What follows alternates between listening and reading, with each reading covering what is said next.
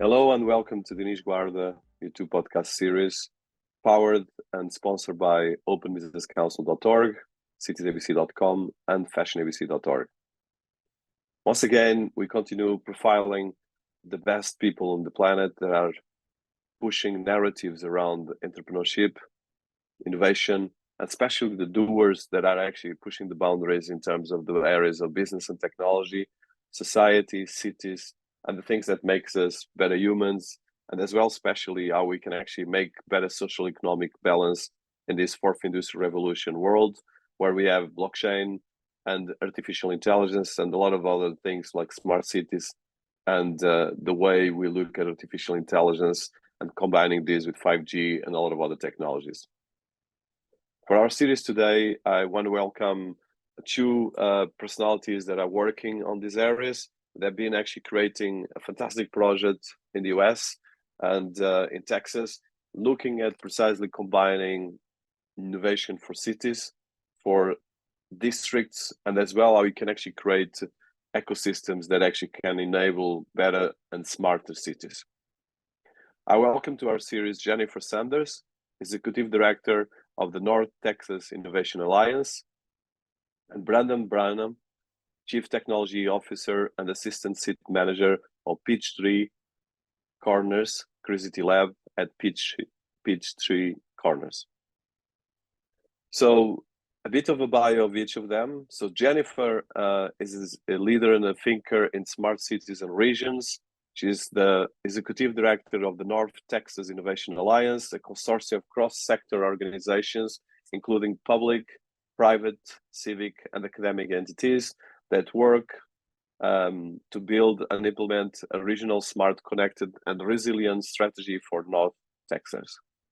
She has been active as an executive, bringing together non-for-profit and civic organizations and the society and the area of Texas, and especially combining as well the society with corporations and putting together in one platform that takes the best minds approach to create smarter and more connected cities and districts.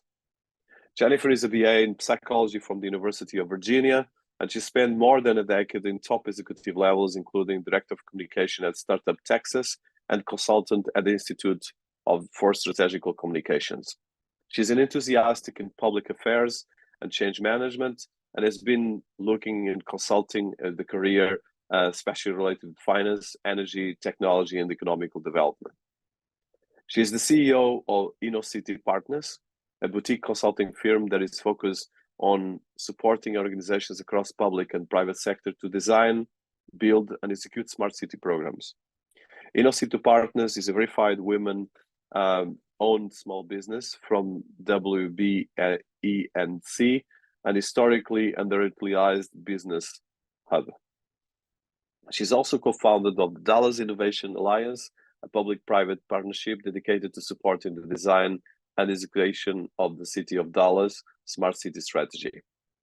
And one of the work she's been working is how to put together different communities and touching between narrative, vision, and technology. She has received recognition for the leadership in the industry, including the 2019 UN Day Global Leadership Award for advancing in the UN Sustainable Development Goals in the category of Goal 9, Industry, Innovation, and Infrastructure. And she's as well a keynote speaker in big organizations, Smart Cities Week, and other Tech Week 100 and Dallas 500, just to mention a few.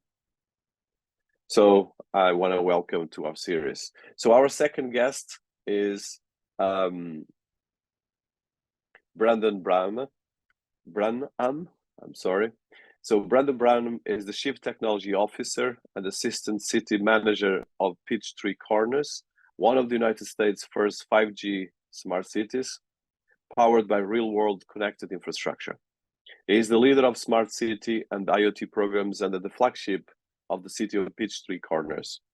He is the executive board member of the Southwest Gwinnett Chamber, a membership organization that exists to form partnership among business, non-for-profits, and government leadership to positively impact the people of communities in Berkeley Lane, Norcross, and Peachtree Corners.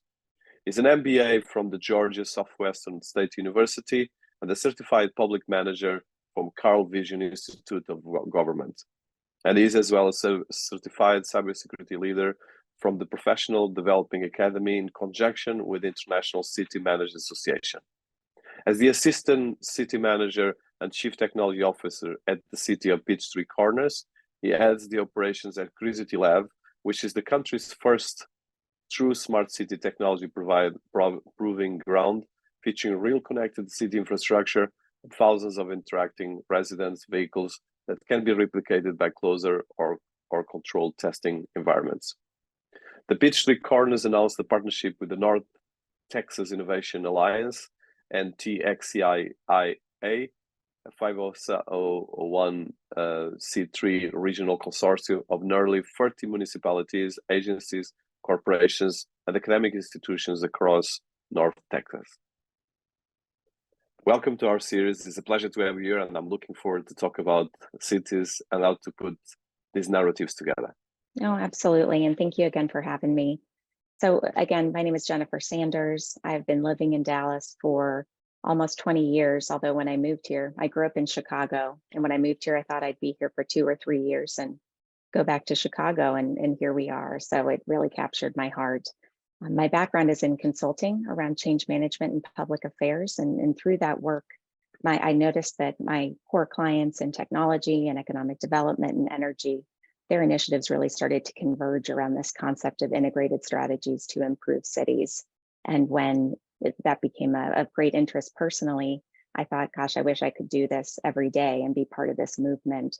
And when people ask me, how did you get into this field? I said, well, what I learned is you have an idea, you raise money, and then you go and do it.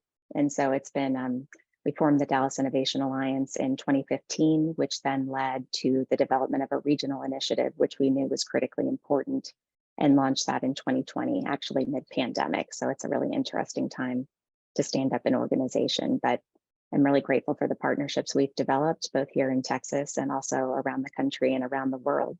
And I'm happy to dig in more anywhere that sounds good. I'll turn it over to Brandon. Thanks, Jennifer. Dinis, thank you as well for having me on the show. Also a transplant, so not from Georgia, grew up in rural Kansas, and then moved to Georgia almost 19 years ago. So stayed here as well, fell in love with the area, but have spent my entire career in local government. So have been at different avenues and areas of local government, and most recently as the CTO for the City of Peachtree Corners here. And I think the past and growing up in a rural community really shapes how I view the direction and decisions that local government make. Because I grew up in a community that's actually shrinking in population due to economic change in our Midwestern states. So how do I take that and apply those learnings to what we're doing here to grow and create a community that business and residents thrive? So we were able to fortunately take that view of economic development and creating a healthy community to create Curiosity Lab, which we opened just right before the pandemic in September of 19, to really bring together both the private sector and public sector to drive innovation and creating these connected smart communities. Fantastic, and thank you so much for your presence here. So, Jennifer, you co-founded the North Texas Innovation Alliance, a public-private partnership which is the largest such initiative in the US. And in 2020, with the mission of creating the most connected, smart, and resilient region in the country. And as well, you've been working in projects like you shared the views in projects, for instance, like COVID-19 and Smart City Initiative, and they've been awarded by the United Nations. So can you talk us about this work and how it became your passion, first of all, to create the North Texas Innovation Alliance and your work on these areas of innovation, and as well putting together something as important as looking at technology and applying it to cities, regions, and applying technology and society together? No, absolutely. And my background is very social science focused. So I've always been very interested in people and putting puzzle pieces together to solve problems and to gain new insights. And so I think the work that I'm doing right now is really about that. And my joke is this is like running an agency, on the consulting side, except all of my clients also have to like each other and work together collaboratively. And so I think in terms of developing a regional initiative, why that's so important is for residents, geographic boundaries mean nothing. I always say, if I don't care that I've crossed from one city to the other, I want the traffic signals to work. I want to know that emergency services will be able to get to me, no matter what jurisdiction I'm in.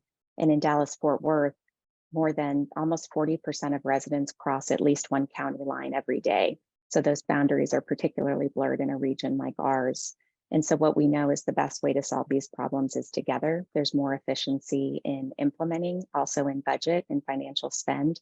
And if we don't create the standardization of the technology and the policies at the front end, you end up spending a lot more money and having a lot more headaches down the road to make everything work together. And so I think what I love about the organization, we have about 36 members at this point. About 2/3 are public sector entities, and we range from towns of 2,500 to the region itself, which is over 7.4 million at this point. And the whole goal is that you put a lot of people in the room that are not just different organizations, but also different roles within the same organization, and you throw them all into the same room. And at first, they're not quite sure what they're all doing in the same room and why they're all there. And the goal is by the end of a session, they really start to have light bulb moments and understand, I get it. I get why we need to put these concepts together and how that's going to make a better ending for our residents and for the efficiency of the municipality themselves.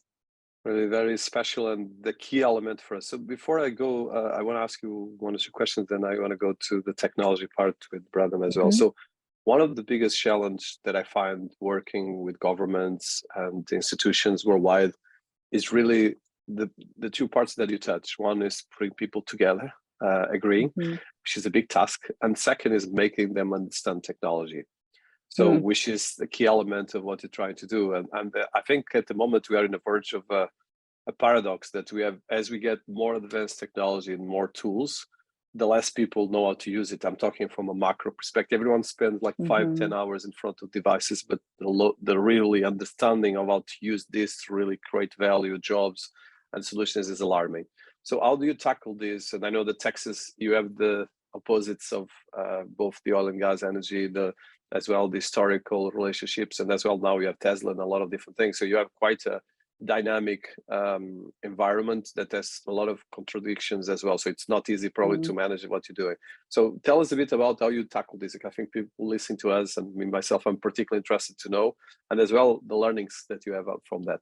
Oh, I could talk for hours and hours and hours about it. But I think to your point, making sure that everyone understands the why, and why we're doing this and why we're using these particular tools to be the catalyst that solves the challenges. And one thing that we hear a lot from our members is, I just can't get my city council to understand why I need this funding for something they don't understand. And I don't know how to get to that point. And one example and one learning that I think a city really understood is they were asking in the budget for several $1 million to standardize all of their data systems and be able to get to the point where they can do predictive analytics. And the amount of money I don't think that particular department understood storytelling or felt very confident in how do you illustrate why that much money is necessary and what that means. Council members just said, I can't see it. This doesn't make sense to me. I need to fill potholes. You can have a fraction of that money, which didn't get anywhere near where that city wanted to get to. And later I was talking to one of those council members, and I just said, what do you get the most angry phone calls about from your constituents? And he said, potholes, and road conditions, and them being frustrated about that. And I said, what if we had known ahead of time which projects were happening on which streets, who was going to tear up the streets, and you could coordinate that so that you're only tearing up the street once. You could predictively know when the streets were going to need repair so the potholes didn't happen. And what if that was something that reduced calls? And he goes, that would be incredible. I said, that's what that project would have done. It would have allowed the systems to be able to talk to each other in such a way that it makes you look better from a reelection standpoint. And he said, that's what that would have done. And I said, yeah. He's like, I wish I'd understood that. And so again, that speaks to, how do you get those that are making the decisions to really understand what these investments mean, particularly when you can't see them. One of the challenges too of technology and smart city solutions, which I know Brandon knows very well, and certainly in our projects, it's always better when we can give tours, because most smart city technologies you can't see with the naked eye. You're not going to notice that these sensors are in the ground or different things like that. What we hope is that they recognize that their quality of life has gotten better. Maybe their commute has gotten 5 minutes shorter, maybe because of efficiencies with traffic signals. Maybe the air quality, there's less asthma attacks if you've done a really good job at reducing emissions using technology. And so again, I think really an understanding of this technology doesn't have to be scary, but you need to know what you need to know to design them correctly. And then the storytelling aspect. And the one other thing I'll point out with all of the emerging technology, particularly AI, and I think everyone is aware of this, but those can be very scary technologies to residents. A lot of folks think that the camera systems are going to profile them, they're watching them. And so making sure that you're communicating effectively and making commitments to residents. Here's how we're protecting your data. Here's how we're using it. Here's why it benefits you. And here's what we will never do with this data. And just making sure that the community embraces those strategies as well. I'll take a breath there. Congratulations, first of all. I know that it's very difficult and really a key element. And I love that you mentioned storytelling and as well education, because in the end of the day, a lot of these things is the way you tell things. So Brandon, as someone that is in the other side of of course, complementing this part, but as well with the honors of doing the most difficult, that is looking at technology for cities and especially 5G and a lot of different things. How do you tackle these things? Because this is quite a challenging, because for instance, there's so much myths around 5G, a lot of the geopolitical issues, and especially what you guys are doing, especially for people listening to us, and I'm sure you're going to be talking, the Peachtree Corners, which is one of the United Nations' first 5G smart cities powered real world connected infrastructure that was announced in partnership with the North Texas Innovation Alliance and NTXIA. And of course, this is a big thing and a big leapfrog. So can you tell us about, first of all, how you tackle these things of technology, and second, about the Peachtree Corners? Yeah. Great question, and one that we really designed Curiosity Lab around, right? Because it's hitting on what Jennifer's saying around the educational component of the citizens as well as your elected body, but also the users of the technology. How do these applications and emerging technologies integrate into existing operating systems, and how do we really take advantage of that? So what we've designed in a framework is, one, cybersecurity at the forefront. So everything that we're doing, and we're working with these companies and startups, is building an application that is safe and secure, so that when we roll this out onto a network, we're ensuring that the ability for our bad actors, because they are out there, we're limiting the use case for that opportunity to take place on the network. And then two, how are they interacting with one another? Are we building applications that are open protocol so that we can communicate from one device to another device back to a centralized dashboard? Because cities have been plagued with softwares and systems that are standalone, that don't interact, that don't operate from department to department. So we run into that budget request that's millions of dollars to start to pull this together. But if we build it from the beginning, where they are communicating, then it prevents us from having to go to our elected officials to make that big ask. And so we start the framework there with these companies. And then it's about scalability, right? Not all products can scale. And we've found that out by running some of these through the lab. But if you build it in a way that it can, then it's able to take from a municipality like our size of 50,000 people and move that into a community that's 1 million, and know that it's still going to work. So a lot of the work we're doing here is laying that blueprint to be able to take the model that's built in a mid-sized city and be able to implement it in a large municipality. And then two, from the education component, right? Touch, feel, see matters. And so a big part of what we do, and part of what we're doing with our partnership, is bringing cities and elected officials here on site to experience this technology in real life, see the benefits of it, see what it looks like in your environment, because every community has a look and feel. right? So the aesthetics of that community matter, and how does this technology integrate into those aesthetics? So those are all things. We just had City of Hilliard, Ohio here yesterday, because they're trying to figure out how do they move their city forward with this technology, and what does that look like for them?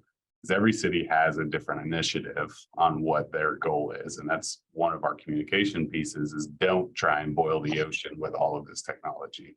Go to your residents, listen to your community, and solve those problems first, and you'll be able to expand upon that. So we've been successful in doing that, and then bringing in that private sector to the table to be a part of these conversations. We've been very fortunate through Curiosity Lab to build this ecosystem of private partners that are working at the table along with us and other cities that come and visit us. And Jennifer and I just shared one of our contacts at UPS, because she's working on a project and they're here in our innovation center. So being able to share even across states with these private companies that we're all working with, because in the end, it's about driving that efficiency for your community, finding the results that better the lives of both your constituents and your business employees that are here every day. And even, and just to brag, if I can brag on Brandon for a moment, I think what Brandon has built and moved forward in Peachtree, and the model of the city really being a leader and saying this is important and we're going to support doing something very differently, and Brandon being able to be that bridge between the city and what's happening at Curiosity Labs is extremely difficult to pull off. And that's why so many cities want to come in and say, okay, we need to understand, how did you structure this? Was there a need for a policy change or some kind of special designation? And how do you create that environment in such a way that it can be this collaborative and we can look at these things? And I just think I love talking about Peachtree as a really important model. It's part of the reason why our cities and universities and others are so excited to bring a delegation to Peachtree and Curiosity Labs later this year. And so I just really applaud being able to have that driven internally, because one of the points I was going to bring up for other cities to think about, or regions, is who is going to be your champion? What department is going to understand this first? You know, in a lot of cities that I work with, it's the economic development department is the first one that says, we get it. This is what we need to do. This will help give us a competitive advantage, and they help move the ball. Sometimes it's IT. Sometimes it comes from roads and transportation and public works, because they know they need help. They need to be able to do more with less. They've seen this cool thing that this other city has done, and they come to me and how do we make the case for this? And so I think who is your champion is extraordinarily important. And then how do you create a structure that can be successful? And that's not one size fits all, but that collaboration piece is absolutely critical. And that's, again, part of the reason that we learn from each other. We formed in a similar way, but also have different anchor points that help drive us and help us continue momentum. And so regardless, it's just a really impressive thing and really important model that Brandon has built. So can you tell us, I have a lot of questions on that level, but let's go first for one question. So Brandon, you had the operations at Curiosity Lab, which was just mentioned, which is the US first true smart city technology proving background and as well lab. So can you tell us a bit how it works, and as well how you look at the concept of smart cities and how both of you interact? Because I know that your task, it's massive, especially Jennifer, in terms of putting the storytelling and explain these and getting the budgets. But your task as well, Branham, is really not small, because you have to explain these and make it happen. And one of the challenges that we have is legacy systems, lack of knowledge about these things. And actually, there's one of the things I've been finding out, that's why I created actually citiesabc.com, is that there's very small global standards. Well, I'm talking national or locals.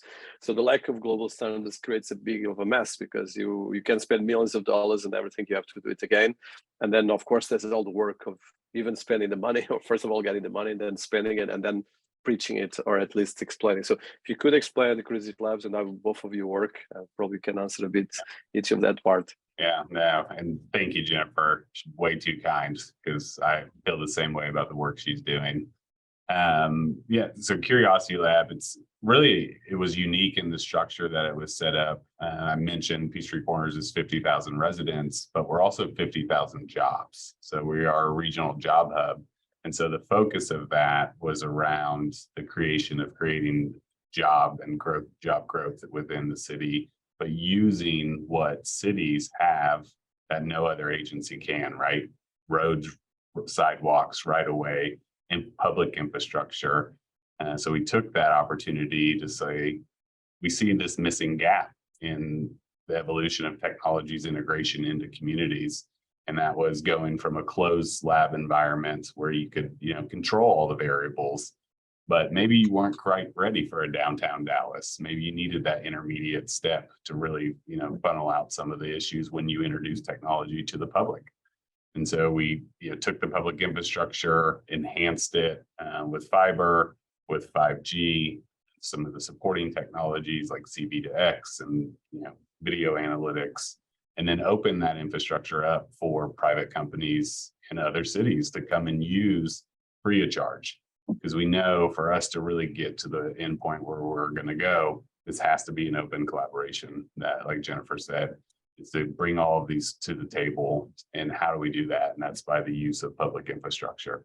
And so we'll have different initiatives. We've got one, right? We've got an autonomous vehicle last mile connectivity project that's going on that's integrating with CV2X. So that's focus of multiple communities and part of what we're working on one of our initiatives. And then we've got just a pure CV2X deployment. What does CV2X look like? That's connected vehicle environment for the safety of bicyclists and pedestrians, and how do we take advantage of that technology? You think about standards, right? CV2X actually has a pretty great baseline of a standard of how you can operate a technology that shares across multiple platforms. And so if you build upon cases like that, when you start to look at video analytics, Jennifer talked about privacy, right? And the community's acceptance of privacy with technology. So we're working with a company that's using fixed LiDAR on the intersections to give you analytics, but you removed any privacy concern because you don't actually know anything other than that was a car, that was a person. So integrating these opportunities into the environment and then sharing those ideas with other cities. And that's where Jennifer and I saw a great opportunity for our two organizations to come together. I'll let Jennifer kind of talk about how that's going to look. No, I'd be happy to. And to echo the creation of those environments, the first project that we did with the Dallas Innovation Alliance was a 6-block corridor living lab. And the way that we were able to do that, as a separate entity from the city, was through an agreement with the city that allowed us to operate as an agent for the public good in the right of way. And so it lifted a lot of barriers for us to be able to test quickly. And I think in terms of making that case and being able to scale, part of our job was to figure out what worked and what didn't. And even within the same use case, whether that was parking, whether that was people counting, whether that was some of these, we wanted to test different forms of technology to see which one is more accurate, which one is more cost effective at scale. Is it cameras or is it the hockey puck beacon sensors? And similarly also, I made it a point to tell the company and to tell residents, all I know is that a human passed by. I don't know your gender, I don't know your age, I don't know what platform you're using. The important thing to me is to be able to understand and share with small businesses in that neighborhood, when is there unexpected spikes in pedestrian activity? And they were actually able to modify their appetizers and their happy hour specials and times to capture this random traffic that happened between 2 and 3 p.m. on Thursdays. And so we saw business revenue increase. So if there's really that local economic small business component, and how are you supporting them and giving them the tools and sharing the data with them so that they're enabled to make those changes that can hopefully, help support them and help with their growth. And so I think with us in Peachtree and Curiosity Labs, it's really about, number one, which use cases are they testing, which are we testing? Some we're doing concurrently, it's a similar piece, and how do we learn from that, given the environments and the technologies used? And for example, what am I heavily focused on that's on the horizon, and perhaps I have some lessons learned to share back and forth. And one that we've been extraordinarily focused on is that broadband, both infrastructure and equity. How are we making sure that all of our residents have the same access? How are we making sure they know how to use it? in addition to how are our cities and in the region at large going to invest this massive, we haven't talked about the federal funding opportunities and what that means for our work yet, but how do we make sure that that money is spent as strategically and wisely as possible? And that involves a lot of collaboration across entities in terms of matching up and designing that fiber infrastructure and whatnot. So I've learned some things that did not work, at scale and would not have made sense financially. And then, I've learned some things that we're able to take that data and extrapolate it and kind of hand it to the city and say, here's what we recommend, here's what the projected savings and efficiencies and on. Here's what we think this will do. And that does a lot of the legwork up front for what I call the above my pay grade decisions, where we're trying to get full projects done across the city. So let me ask you one thing that I think it's particularly first of all, congratulations on that work, because it's really extremely difficult and is a key element, because without having this infrastructure, you won't get the ChatGPT and all the hype about the AI, but you can as well even get the traffic systems to work properly. And for instance, even this week, we're talking in February 2023 for people in the future. If you look at half of Italy went down because the systems went down. So your work is actually much more important as we get much more technological driven, and part of the success, independent of the challenge with COVID, was precisely the fact that we had enough technology to keep us going. And actually, so if you would be coming back to the beginning of the 20th century with 1 billion people, when 200 million people died, 200 million plus, and you go to the beginning of the 21st, where we had the same, if you make a parallel between the Spanish flu and COVID, in COVID, we had much smaller number of deaths. And of course, we have a population of close to 8 billion people. So my question on this context is, how do you look at the concept of smart city? Because I know there is a concept that is there's a lot of directions to go. And I think if you ask probably to 10 people say different things, although everyone thinks. And as well, there's one challenge I've been finding is not only there's the concept and the definition, but there's as well the fear about smart cities, surveillance, and so forth, especially in some countries, some regions. And of course, the same goes with 5G. Probably 5G is even worse. But how do you look at this concept, and how you explain this to your cities, to your organizations, and as well how you go from theory to practice, and as well making it happen, because that's the key element here. Either way, happy to go either way. From us, yeah, I think you ask that question to 100 people, you'll get 100 different answers. What does smart cities mean? And I think what it always comes back to for us, right? Smart cities starts at the resident, and then it's the movement towards the use of data and technology to improve services for your constituents, to make the operations of the city more efficient, so that we can, go and fill more potholes, so that we can work on sidewalks, so that we can do those things that bring community value through the use of the technology, not the technology to direct to the resident. So it's that balancing of always remembering to keep the constituent and the resident front of mind in any decision that you're making from a technology implementation. Does it provide value back to the resident in a one that makes their commute easier? We're the same way as Dallas. Right through the middle of the heart of our city is the busiest corridor outside of the interstate. And those are not our residents. They're coming from support other cities that are bordering our city. So how do we efficiently move our residents through the traffic signals while, giving priority to those that are, getting to jobs? And so managing the implementation of the technology through that way. And I think from our perspective, we've seen two applications for true implementation work well. One is finding the pain point. So one, an easy one that we always refer back to are trash sensors, right? We've got 60, 70 trash cans around the city that we have a guy that drives around in a truck, opens the lid, looks to see how much trash is in there. Isn't there a better efficient manner to use a service like that so that he can be used on, another project? So finding those pain points within the operations and then using the technology to solve that pain point.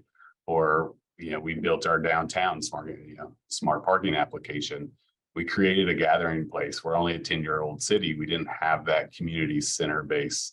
So we built one, and we hold our community concerts there. Our concerts are now bringing 4,000 to 5,000 people. Well, we only have 1,000 on-site parking spots. So how could we use technology to say, okay, parking's full. Let me send you a message through our city app and tell you, hey, all parking's full. You can go ahead and go to overflow parking, because no one likes to go into a parking deck and drive around in circles and can't find a spot. Then they get frustrated and their experience with the community is affected. So again, right, it's that moment for that resident to say, yes, this technology is benefiting me in its deployment. It's helping me experience my community better. So always that, community centeredness at the beginning of everything you do in a smart city application for us. Amen.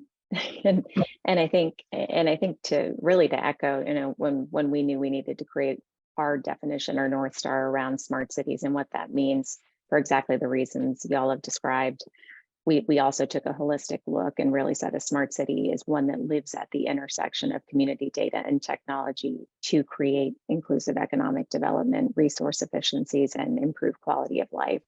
So it's really about how is technology a catalyst and a tool to get where we want to go more quickly, but it is not about the flying car, right? If the flying car starts to make sense from a cargo perspective, from an air quality, from a traffic, all of these pieces, by all means, and we're going to test the air taxis for both freight and the region is, freight and people.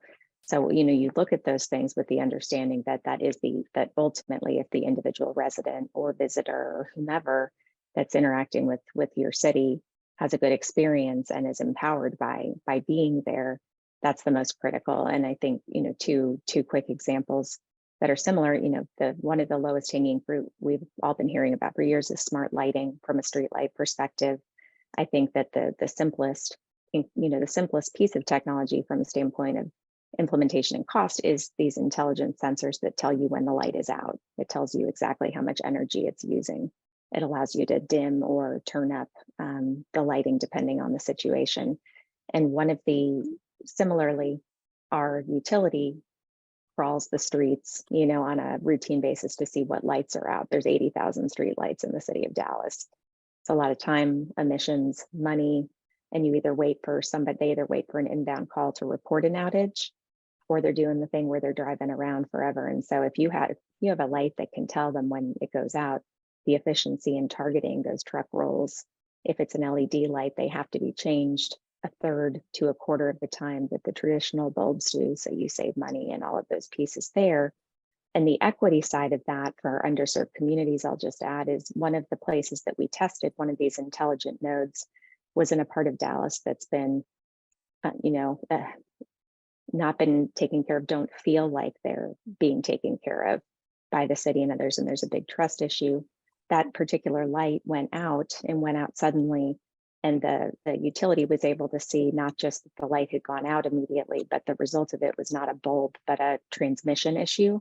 And so they were able to come out and have the right equipment and immediately correct that problem. And that community got to see, we didn't have to wait 3 weeks for someone to show up and to take care of our neighborhood's lighting. And they were able to diagnose it accurately. And so I think the impact of these, from even a community trust perspective, there's really these ripple benefits that touch every piece of a city, the way they interact with residents, how the residents feel, and hopefully starting to close those gaps. And I think one other simple, and I don't know that anyone would have immediately thought this is a smart city project, is around getting people out of their cars. And in the neighborhood where the Living Lab is, it adjoins the neighborhood where the American Airlines Center is, where the Mavericks play and the Stars and major concerts are. It's about a 5-minute walk, but people get in their cars and they drive over there and they circle for parking and they get frustrated and they pay $30 and they're very cranky when they get there. They don't realize they can walk and it's a short distance because there's a highway that bisects those two neighborhoods. And so what we wanted to do was create a way that highlighted and made people feel safe so they knew they could cross there on foot. And that has a ton of benefits as well. So we created these dynamic lighting installation on these arches that all can change color and provide this pathway. We improved the lighting. And as a result, with a 6-month baseline and 6 months after, we had almost 20% of an increase in foot traffic and people that were utilizing it. It became a destination point, a meeting point. And so those are the kind of things that, utilizing underutilized spaces, that can really kind of change the entire personality and flow of a neighborhood and reconnect those neighborhoods that have been cut in half by infrastructure. That's really impressive, and I think this is a case study where these technologies can make a big difference and create a lot of different things. So being cautious of your time, and I have a lot of questions here, so let's go back more to the North Texas Innovation Alliance. So you mentioned 3,000 organizations. People can look at the website NTXIA.org, and we will put all the links here in the interview. So tell us more about how different organizations around the world can actually learn from you and can actually eventually join courses with you, because I think that's one of the things I'm always apologist that we should work together, like you said, and there's a lot of synergy, especially in terms of improving case studies, improving benchmarks, and actually a lot of efficiency, because of course, if you have thousands of organizations involved together, you can actually streamline costs and create much better solutions. So if you could highlight just a bit top level, how it works, the membership and the organization, and as well, you mentioned some case studies, but as well, potential other things, and what do you see? Because you have, for instance, if you go to the website, there's digital entrepreneurship, mobility and transportation, economic developing entrepreneurship, and there's the case, of course, of the partnership with Branham that you are working in terms of Peachtree and all the different areas that you've been focused in terms of innovation and more advanced technology and smart cities. Yeah, those are great questions, and I should clarify that we have 36 formal member organizations, maybe thousands eventually, but do work with hundreds of organizations outside of the formal membership. But I think what I would hope that other cities can learn from is the power of collaboration, but also the function and the structure of how you try and do that successfully, because we all absolutely want to. Cities particularly, or public agencies particularly, do not have, nobody says I have too much time and too much money and too much people, and I'm bored. No city is saying they're bored. And so how do you create a mechanism that allows them to save time, even in that collaboration aspect and getting together, and to be able to give them the resources that they need quickly to understand and implement a technology? So I guess all of that is to say that what we've certainly found, and peers of ours have found, is that creating a freestanding nonprofit that can kind of manage and wrangle and pull people together and take that part of the legwork out, we found to be truly effective, alongside, again, others around the country and the world. And so I think that learning is really important. And then I think to the point made earlier about you can't try and boil the ocean, or you'll be in an analysis paralysis stage.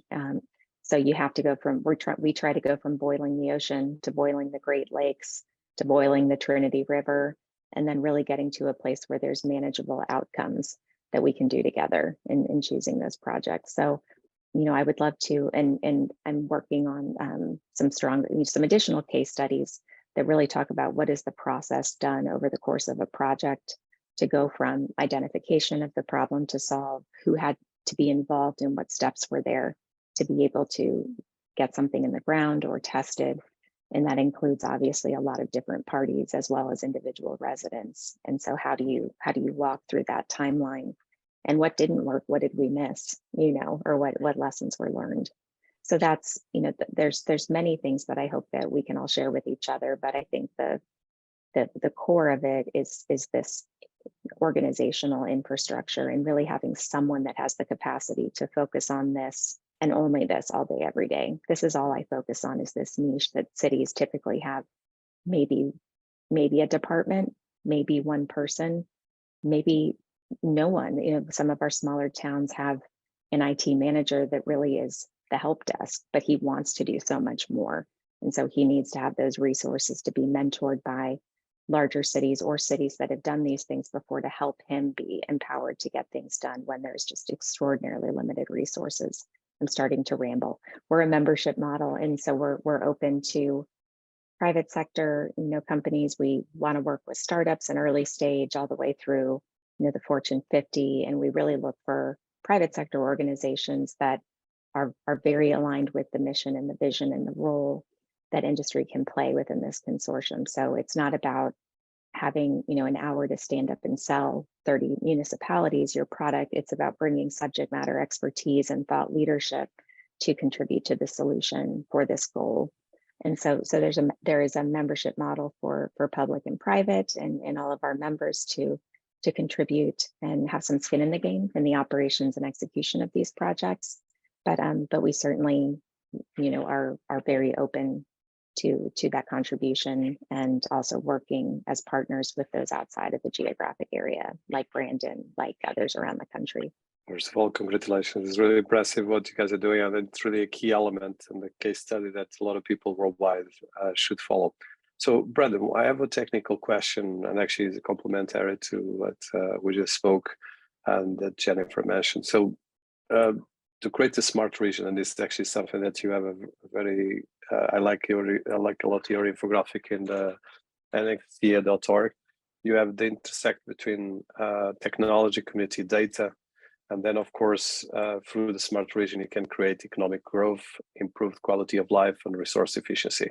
And you touch part of this. So in this process of building this, and that's what you're doing right now with the ecosystem, definitely we have the velocities of technology. And of course, just the data is a big sensitive area. And for instance, I remember being in a conference with someone from the White House, and they were saying that, for instance, even in the US, and this is someone that was in one of the previous administrations, sometimes one governor data doesn't talk with the other data in very basic stuff.